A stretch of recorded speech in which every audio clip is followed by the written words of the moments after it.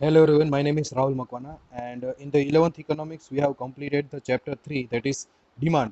And as I told that it is a one of the most important chapter of microeconomics, and એના જેવું જ એક similar chapter છે that is supply. These two chapters are very near similar. So અગર તમને demand chapter છે એ perfectly સમજાઈ ગયું હોય and એના concepts clear થઈ ગયા હોય, then this chapter will be very much easier, right, for you. So if you have not clarified the concepts of demand, then please do it, right, so that you can understand this chapter very easily. So we are going to start with the supply chapter of economics, that is chapter number 4. Right. So let's start with the chapter. Okay, here meanings are given. Supply word ને તમને વધારે clear બનાવવા માટે તમને three meanings આપ્યા છે. The first meaning that is given is of production. And what is production? So production is the quantity of the goods created by the available factors of production during a fixed time period.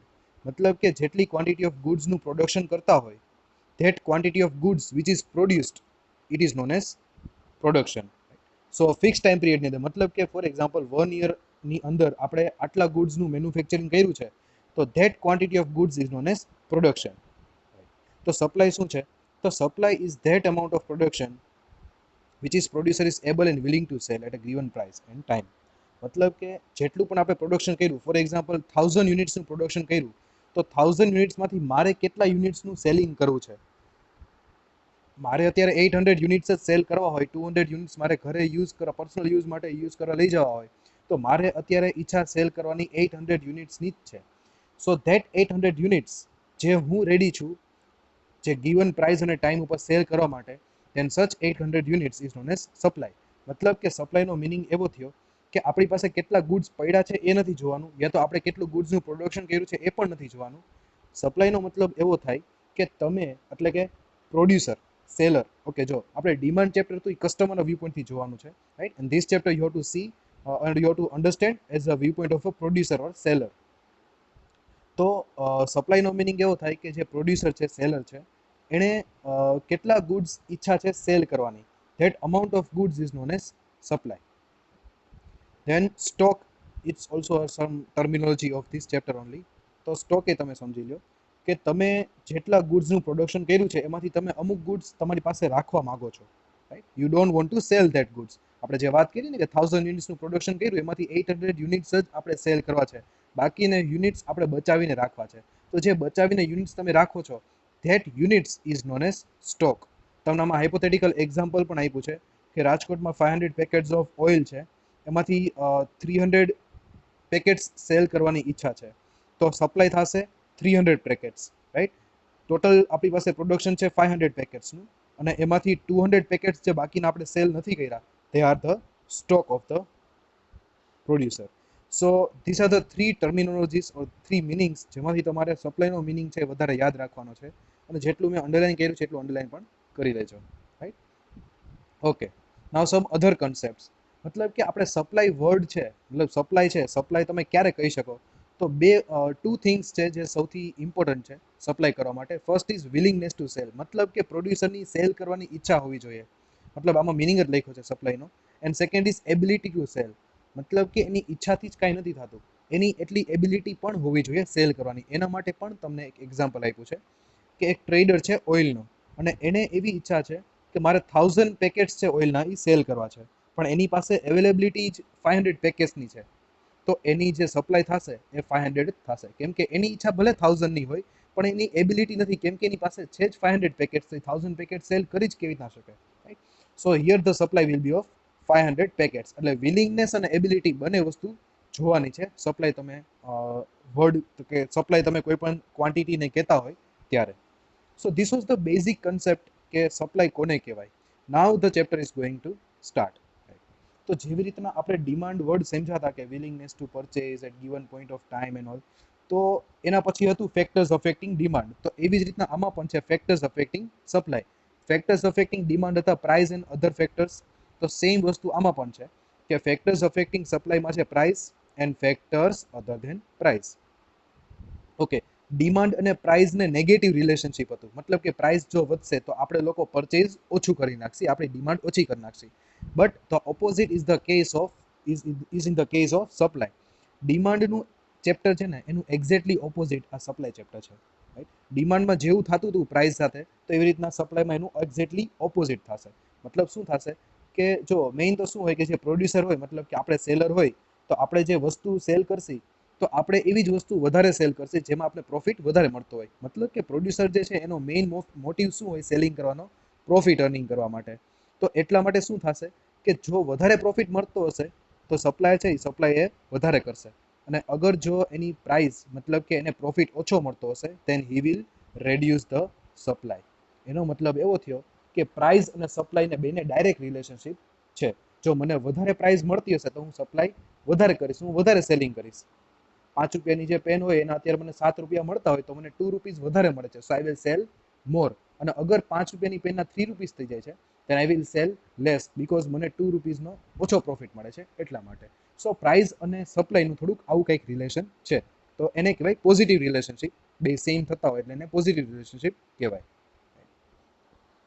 So others are factors other than price. જેમ ઓમાં હતા factors other than price, એવી જ રીતના આમાં પણ છે factors other than price. થોડા ઘણા હેડિંગ્સમાં ડિફરન્સ છે. First heading is price of factors of production or cost of production પણ કહી શકો. મતલબ કે સપ્લાય છે ને એને કોસ્ટ ઓફ પ્રોડક્શન સાથે બહુ રિલેશન છે. હવે કોસ્ટ ઓફ પ્રોડક્શન એટલે શું? તો કે તમે રેન્ટ પે કરતા હોય, પ્રોડક્શન કરવા માટે તમારે જેટલો ખર્ચો થતો હોય, તમે 5 રૂપીસની પેન છે એ મતલબ જે રિફિલવાળી પેન છે એ બનાવતા હોય, પ્રોડક્શન કરતા હોય, તો એ પેન બનાવવા માટે તમને કંઈક કોસ્ટ કે ખર્ચો તો થતો હશે, રાઈટ? સો તમે માની લો કે જમીન માટે રેન્ટ પે કરતા હોય, યા તો તમે વેજીસ પે કરો છો, યા તો તમે બીજા ઇલેક્ટ્રિસિટી એક્સપેન્સ, ઘણા બધા એક્સપેન્સીસ છે જે થતા હોય કોઈ પણ પ્રોડક્ટ છે ને બનાવવા માટે. તો એ બધા ખર્ચા, એ બધા એક્સપેન્સીસ અગર ઘટી જશે, મતલબ શું થશે? તમને પ્રોફિટ વધારે મળશે. તો વધારે જો પ્રોફિટ મળશે તો ઓબ્વિયસલી તમે તમારું સેલિંગ છે વધારી દેશો. અગર તમને હું નંબર્સના ફોર્મમાં એક્ઝામ્પલ આપું તો જે 5 રૂપીસની પેન તમે બનાવો છો એનો મટીરિયલના બધો કોસ્ટ થાય છે તમને 3 રૂપીસનો, અને તમને 2 રૂપીસનો પ્રોફિટ મળે છે, રાઈટ? સો અત્યારે તમારો પ્રોફિટ છે 2 રૂપીસ, પણ માની લો કે જેટલો પણ ખર્ચો થાય છે 3 રૂપીસનો એ ઘટી જાય અને 2 રૂપીસ થઈ જાય એક્સપેન્સ. મતલબ કે હવે તમને પર પેન 3 રૂપીસની ઇન્કમ કે પ્રોફિટ થાય છે. તો જો તમને 3 રૂપીસનો પ્રોફિટ થવા મળશે તો તમે તમારી સપ્લાય છે એ વધારી દેશો, કેમ કે પહેલાં કરતાં તમને 1 રૂપીસ પર પેન વધારે મળે છે એટલા માટે. સો એવી રીતના ફેક્ટર્સ ઓફ પ્રોડક્શનનો કોસ્ટ ઘટવાથી સપ્લાય વધી જશે, અને એવી જ રીતના ફેક્ટર્સ ઓફ પ્રોડક્શનની પ્રાઇસ વધવાથી સપ્લાય ઘટી જશે. Second is level of technology, મતલબ કે ટેકનોલોજી કેટલી સારી છે. સો હિયર ઇટ ઇઝ રિટન કે જ્યારે ટેકનોલોજી છે બહુ સારી હોય, રાઈટ, તો એનાથી શું થાય કે ટાઈમ અને એફર્ટ્સ છે તમારા બચી જશે. સારી ટેકનોલોજીમાં તમારે સ્પીડ છે એ સારી આવશે અને એફર્ટ્સ પણ ઓછા કરવા પડશે, મહેનત ઓછી કરવી પડશે. તમે સિમ્પલ સાયકલ ચલાવો અને ગેરવાળી સાયકલ ચલાવો then it will make a huge difference. એમ કે તમારે છે ટેકનોલોજી એટલી સારી હોય સાયકલિંગમાં તો એટલું તમારે એફર્ટ્સ અને ટાઈમ ઓછો થશે. તો એવી જ રીતના મશીનરીઝમાં પણ થશે, એવી રીતના પ્રોડક્ટના પ્રોડક્શનમાં પણ એ જ રૂલ ઇમ્પ્લિમેન્ટ થશે કે ટેકનોલોજી જેટલી સારી એટલો ટાઈમ અને એફર્ટ્સ વધારે બચશે. તો જેટલી સારી ટેકનોલોજી થાય એટલે શું થાય તમને બેનિફિટ, કે તમને વધારે પડતું પ્રોડક્શન કરી શકો, ક્વોલિટી પણ સારી થાય અને કોસ્ટ ઓછી થાય. સસ્તામાં સારી ક્વોલિટી અને વધારે પ્રોડક્શન કરી શકો. તો એનો બેનિફિટ એવો થયો કે તમારો કોસ્ટ ઓફ પ્રોડક્શન છે એ ટેકનોલોજીના લીધે ઘટી ગયો છે, because of which you will gate more profit. અને જેટલો વધારે પ્રોફિટ એટલો સેલર છે એ વધારે સેલ કરશે. એનો મતલબ કે લેવલ ઓફ ટેકનોલોજી જો અપ જશે તો સપ્લાય છે એ પણ અપ જશે, લેવલ ઓફ ટેકનોલોજી ડાઉન જશે તો સપ્લાય છે એ પણ ડાઉન જશે. એટલે તમે લેવલ ઓફ ટેકનોલોજીના હેડિંગની બાજુમાં સ્પેસ છે ત્યાં એવું લખી નાખો positive relationship between technology and supply, યા તો તમે ખાલી પોઝિટિવ રિલેશનશિપ લખશો તો પણ ચાલશે. Price of factors of production છે એનું અને સપ્લાયનું કેવું રિલેશન થાય, તો જો પ્રોડક્શનનો કોસ્ટ છે એ ડાઉન જશે મતલબ કે સપ્લાય અપ જશે, તો એ બંને ઓપોઝિટ થયું, સો નેગેટિવ રિલેશનશિપ, રાઈટ? તો એમાં તમે એવું લખી નાખો ફર્સ્ટ હેડિંગની બાજુમાં નેગેટિવ રિલેશનશિપ. ઓકે, થર્ડ છે ફ્યુચર એક્સપેક્ટેશન રિગાર્ડિંગ પ્રાઇસ. એ ડિમાન્ડમાં પણ હતું જ એક્સપેક્ટેશન ઓફ ફ્યુચર પ્રાઇસ, તો આમાં થોડું હેડિંગને વર્ડ્સને આમથી આમ કરી નાખ્યા છે. ફ્યુચર એક્સપેક્ટેશન રિગાર્ડિંગ પ્રાઇસ એટલે કે અગર જો સેલર છે સ્પેક્યુલેટ મતલબ કે એવું એઝ્યુમ કરે કે આગળ જતાં પ્રાઇસ છે એ ઇન્ક્રીઝ થવાની છે પ્રોડક્ટની, રાઈટ, તો અત્યારે એ સપ્લાય ઓછી કરી નાખશે. સમજો તમે તમે અત્યારે જે 5 રૂપીસની પેન સેલ કરો છો, તમને એવી ખબર પડે કે માર્કેટમાં આગળ જતાં મહિના 2 મહિના પછી એ પેનની પ્રાઇસ 7 રૂપિયા થઈ જવાની છે, તો અત્યારે તમે એ પેનનું સેલિંગ છે એ થોડીક ઓછી કરી નાખશો, કોન્ટ્રાક્ટ કરી નાખશો, right? So you will reduce the selling of the or the supply of the pen. તો તમે શું કરશો, તમે શું કામ એવું કરશો, તમે સ્ટોક ભેગો કરશો કે અત્યારે 5 રૂપીસ જ મળે છે, તો મને 1 મહિના પછી જો 7 રૂપીસ મળવાના હોય તો અત્યારે હું થોડી ઓછી સપ્લાય કરું, હું વધારે સ્ટોક ભેગો કરું. પછી જ્યારે એની પ્રાઇસ ઇન્ક્રીઝ થઈ જશે, 7 રૂપીસ મળશે, તો ત્યારે મને વધારે પ્રોફિટ મળશે અને ત્યારે હું વધારે સેલિંગ કરીશ. સો એક્સપેક્ટેશન ઓફ ફ્યુચર પ્રાઇસમાં કંઈક આવું થશે કે જો એક્સપેક્ટેડ એવું હશે કે ફ્યુચરમાં પ્રાઇસ વધશે તો અત્યારે એનું જે સપ્લાય છે એ ઘટી જશે. સો આમાં પણ થશે negative indirect relationship, right. So that is સચ kind of relationship is there between expectation of future price and supply. Next is other factors, મતલબ બીજા ઘણા બધા ફેક્ટર્સ છે. આમાં એક્ઝામ્પલ્સ પણ તમને આપ્યા છે. સપ્લાય ઇન્ક્રીઝ થાય છે ક્યારે? When increase the number of firms producing the product. મતલબ કે જેટલી પણ તમે જે પેન વેચો છો, માની લો કે 10 નવી શોપ ઓપન થઈ અને એ પણ એ જ ટાઈપની પેન બનાવીને સેલ કરે છે, તો ઓબ્વિયસલી સપ્લાય છે એ ઇન્ક્રીઝ થવાની જ છે. એટલે કે જે પ્રોડક્ટ સેલ થતી હોય માર્કેટમાં, એની નંબર ઓફ ફર્મ્સ જો ઇન્ક્રીઝ થઈ જાય માર્કેટની અંદર, તો એની સપ્લાય પણ ઇન્ક્રીઝ થઈ જશે. પોલિટિકલ સ્ટેબિલિટી, મતલબ કે પોલિટિક્સ છે, જે ગવર્મેન્ટ રૂલિંગ પાર્ટી છે એ પણ સ્ટેબલ રહે છે, એમાં કંઈ બહુ રૂલ્સ એન્ડ રેગ્યુલેશન્સમાં અને પાર્ટીમાં ચેન્જ નથી થતો, તો પણ સપ્લાય છે એ વધી જશે. જેટલો પણ પોલિટિકલ ઇનસ્ટેબિલિટી હોય ને, એટલે બિઝનેસમેનો એવું વિચારે કે અમે અત્યારે હું આ બિઝનેસ સ્ટાર્ટ કરું, અત્યારે આવા ટાઈપના રૂલ્સ એન્ડ રેગ્યુલેશન્સ છે, પછી નવી કોઈ પાર્ટી આવશે તો એ પાછા પોતાના બીજા રૂલ્સ એન્ડ રેગ્યુલેશન્સ રાખશે, તો મારે મારા બિઝનેસમાં પાછો ચેન્જ કરવો પડશે. તો એવા રીઝન્સથી છે ને અમુક લોકો બિઝનેસીસ છે એ એટલો સ્ટાર્ટ કરવાનો વિચાર છે એ ન કરે એમ. સો પોલિટિકલ સ્ટેબિલિટી જેટલી પણ હોય એટલી સપ્લાય અને જે સેલિંગ છે ઘણું વધી જાય. ધેન છે નેચરલ કન્ડિશન્સ આર કન્ડ્યુસિવ. કન્ડ્યુસિવ મતલબ કે ફેવરેબલ છે, આપણા સાથે આપણા ફેવરમાં છે, રાઈટ. સો નેચરલ કન્ડિશન જેટલી વ્યવસ્થિત હોય, સારી હોય, તો પણ એનું સપ્લાય છે ઇન્ક્રીઝ થઈ જશે. લો જેટલા સારા હોય, લીગલ સિસ્ટમ સારી એક્ઝિસ્ટ કરતી હોય, ઇન્ડસ્ટ્રીયલ રિલેશન્સ છે એ ઓનર્સ અને વર્કર્સ વચ્ચે જો સારા હોય, મતલબ કે આવું બધું સારું થતું હોય આપણી સાથે, તો સેલર છે એની સપ્લાય છે એ ઇન્ક્રીઝ કરશે. પણ જો આ બધા ફેક્ટર્સ ઓપોઝિટ હશે, મતલબ કે આપણી અગેન્સ્ટ હશે, તો સપ્લાય છે આપણે ડિક્રીઝ કરી નાખશે. સો આવી રીતના અધર ફેક્ટર્સ છે એ સપ્લાય સાથે રિલેટ કરે છે. So till now what we saw the meaning of production, કે જેટલા ગુડ્સ તમે પ્રોડ્યુસ કરતા હોય એને કહેવાય પ્રોડક્શન. સપ્લાય મતલબ કે જેટલી તમને વિલિંગનેસ છે, એબિલિટી છે પ્રાઇસ અને ટાઈમ ઉપર પ્રોડક્ટ્સને સેલ કરવાની, that is known as supply. પછી સ્ટોક જોયું હતું કે જેટલા ગુડ્સ અવેલેબલ હોય પ્રોડ્યુસર પાસે અને એને એ ઈચ્છા હોય કે આગળ જતા હું એને સેલ કરીશ એબિલિટી પ્રમાણે, than it is known as stock. પછી છે વિલિંગનેસ ટુ સેલ અને એબિલિટી ટુ સેલ, એ બંને વસ્તુ સપ્લાયમાં હોવી જોઈએ, રાઈટ. પછી ફેક્ટર્સ અફેક્ટિંગ સપ્લાયમાં આપણે પ્રાઇસ જોયું, જેમાં પોઝિટિવ રિલેશનશિપ હતો, અને ફેક્ટર્સ અધર દેન પ્રાઇસ જોયા, જેમાં ફેક્ટર્સ કોસ્ટ ઓફ પ્રોડક્શન છે, જેમાં નેગેટિવ રિલેશનશિપ કીધું હતું, લેવલ ઓફ ટેકનોલોજી છે, જેમાં ટેકનોલોજી ઇન્ક્રીઝ થવાથી સપ્લાય ઇન્ક્રીઝ થાય, ડાયરેક્ટ રિલેશનશિપ, પોઝિટિવ રિલેશનશિપ પણ કહી શકો.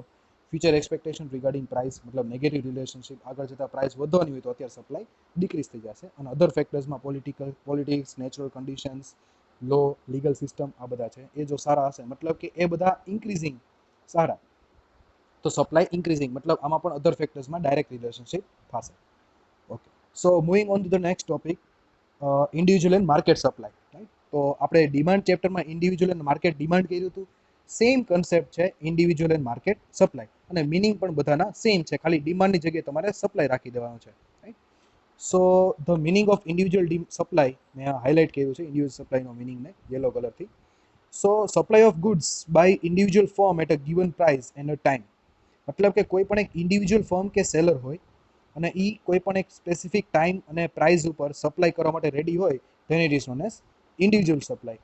અને તમે જો આવા ઇન્ડિવિજ્યુઅલ સપ્લાયનો ટોટલ કરી નાખો, then you will get a market supply. મતલબ કે એક પ્રોડ્યુસરની તમે વાત કરતા હોય સેલિંગની, સપ્લાયની, then it is known as individual supply. Overall બધાના ટોટલની વાત કરો છો, total of individual supply, then it is known as market supply.